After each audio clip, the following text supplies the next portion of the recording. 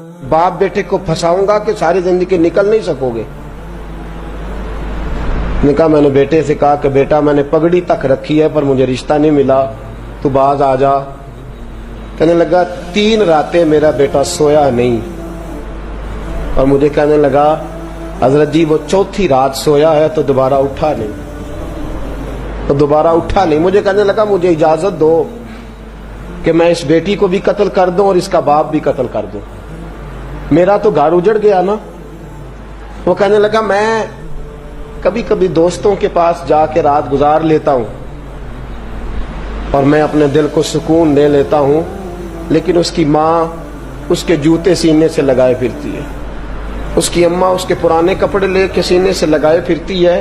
कहने लगा हजरत जी कोई कोशिश करो, कोई दुआ करो कि अल्लाह मेहरबानियां करे। मैं कह तो नहीं सका उनसे, लेकिन मेरे दिल में ख्याल आया कि किसने कहा था कि बच्चा यूनिवर्सिटी में को एजुकेशन में दाखिल कराओ, किसने कहा था कि इसके हाथ में आग का अंगारा दो। मेरे दोस्त, आप तेज आंच तेज आग जला के उसके करीब मक्खन रखो और फिर मक्खन से कहो कि डलना ना, फिर मक्खन से कहो कि पिघलना ना। भाई तेज आग करीब जला दी और तू कहता पिघलना, ये कैसे मुमकिन है? हो सकता है? बोलिए ना, हो सकता है? लड़का और लड़की इकट्ठे कॉलेज में पढ़े, एक कमरे में रहे, एक छत के नीचे रहे, एक दूसरे को देखे, नाम जाने, फोन नंबर पास हो और फिर कहना कि तुम इश्क का चक्कर न लड़ाना, कैसे मुमकिन है? और बड़े सियाने बंदे कहते हैं हजरत साहब एतमाद होना चाहिए औलाद पे। मेरे नबी पाक को अपनी बीवियों पे एतमाद नहीं? अब्दुल्ला इब्ने मखतूम नाबीने से अभी आए हैं तो हुजूर ने फरमाया पर्दा कर लो। हुजूर को एतमाद नहीं? मुस्तफा से पाक घर किसी का हो सकता है? फरमाया पर्दा कर लो, नकाब डालो। सोने वो तो नबीना है, फरमाया तुम्हें तो नजर आता है ना, डालो नकाब। ये एतमाद होना चाहिए। ये कैसा एतमाद है कि तू तेज आग जलाए और मक्खन करीब रख के एतमाद कर? ये कैसा एतमाद है? एक हदीस सुनाने लगा, जिंदगी भर भूलना ना, दिल की तख्ती पे लिखना। ये रवायत तवज्जो है आपकी? जाग रहे हैं? बाल वालों को मेरी बात की समझ आ रही है? हदीस सुनाने लगा हूं, इब्ने हजर अस्कलानी हदीस लाए हैं।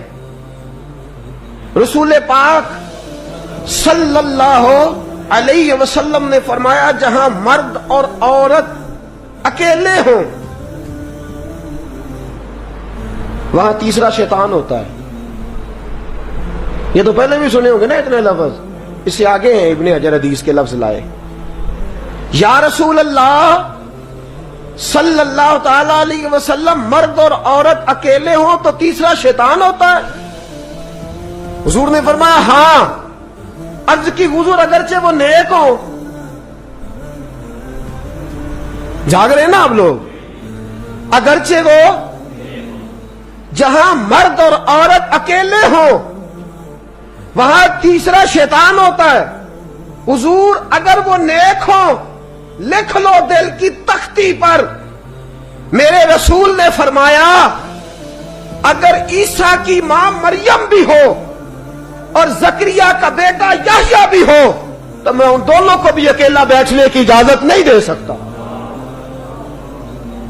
फरमाया ईसा की मां मरियम जो रही मस्जिद में, पली मस्जिद में, जिसकी पाकीज़गी का ऐलान कुरान कर रहा है, ईसा की मां मरियम। और फरमाया याह्या सिर्फ नबी नहीं, नबी के बेटे भी हैं, जकरिया बिन याह्या। फरमाया अगर ये दोनों भी हो, एक नबी हो और एक वली हो, मरियम और याह्या भी हो, मरियम और जकरिया भी हो, फरमाया मैं उनको भी अकेले बैठने की इजाजत है। तू किस नेकी और परहेजगारी की बात करता है? तू कैसा पीर है इसके पास तन्हाई में बैठ के बीबी अपना दुखड़ा सुना रही है? तू कैसा मुफ्ती है? उठा के ले जा तरीकते शरीयते और जाके संभाल ले अपने जुब्बा और दस्तार में। वो कोई जुब्बा और نہیں، وہ گند ہے. اس لیے کہ جو نبی مریم سلام اللہ علیہا کو نبی کے پاس بیٹھنے کی اجازت نہیں دے رہے، وہ پیر کس بات کی مولی ہے جو بیبیوں کو بغیر پردے کے سامنے بٹھاتا ہے اور تنہا بیوی کہتی ہے میرا دکھ سن لیں؟ کس نے اجازت دی ہے؟ اور پھر کہنا تماشا لگ گیا، سٹنڈ لگ گیا ہے. یہ شریعت بیان کر رہا ہوں، رسول اللہ کا فرمان بیان کر رہا ہوں، اور اس سے آگے ہمیں کسی دلیل کی ضرورت بالکل نہیں ہے. اور پتہ نہیں باپ کو کہ میرا بیٹا کیا کر رہا ہے. اندھی ہے وہ ماں جس کی بیٹی سارا دن نیٹ پہ بیٹھی رہتی ہے، اس کو خبر نہیں کیا ہو رہا. اور جب آگ گلے تک آتی ہے نا، داڑیاں جب جلنے لگتی ہیں تو ہمیں خیال آتا ہے یہ کیا بن گیا. اور جب ماں کا دوپٹہ کھینچنے لگتا ہے نا سگا بیٹا کہ چل میرا رشتہ مانگ، پھر اس کو پتا چلتا ہے کہ یہ تو معاملہ ہی بڑا خراب کر لیا میں نے. میرے دوست، جوانی زیادہ پیسے کمانے کا نام نہیں. اگر تو قیمتی کپڑے پہنتا ہے تو تو جوان نہیں. تو 50 کلو وزن بائیں ہاتھ سے اٹھا لیتا تو تو جوان نہیں. اگر تو ڈگریوں کا ڈھیر لگایا ہے اور تیرا دراز اور الماری بھر گئے ہیں تو تو جوان نہیں. اور اگر تو نے اپنے خاندان اور معاشرے میں اونچا افسر بن کے نام کما لیا تو جوان نہیں. جوان اس کو کہتے ہیں جس کی جوانی پاکیزہ ہوتی ہے. جوان اس کو کہتے ہیں جس کی نظر جھکی ہوئی ہوتی ہے. جوان اس کو کہتے ہیں جو حیا کا پتلا ہو. جوان اس کو کہتے ہیں جو شرم کا پیکر ہو. جوان اس کو کہتے ہیں جس کی نظر سے معاشرے کی بہو بیٹیاں بچی ہو. جوان وہ ہوتا ہے، جوان بھی ہو پاکیزہ بھی ہو.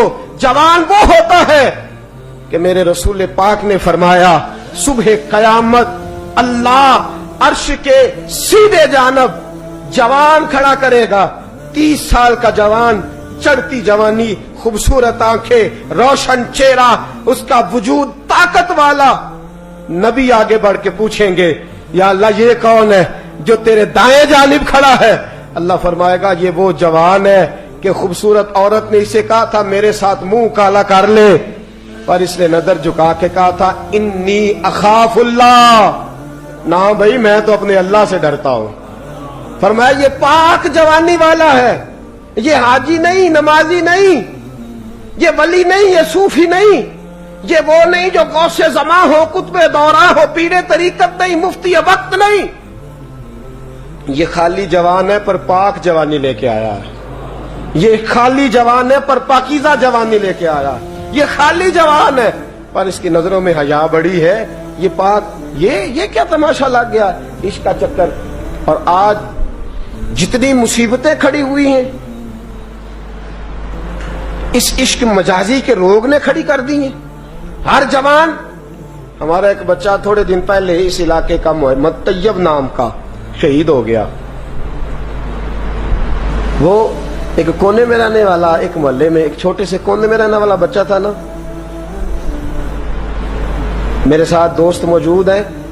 صبح سے لے کر ساری رات میں افسوس کرتا رہا میں جنازے میں کیوں نہیں گیا، میں جنازے میں کیوں نہیں گیا. وہ بچہ پاک فوج کا وہ شہادت اختیار کر گیا تو فخر سے سر بلند کر گیا اپنا. لیکن جو بی بی کے لیے ساری رات روتے رہتے ہیں وہ شہید ہو سکیں گے؟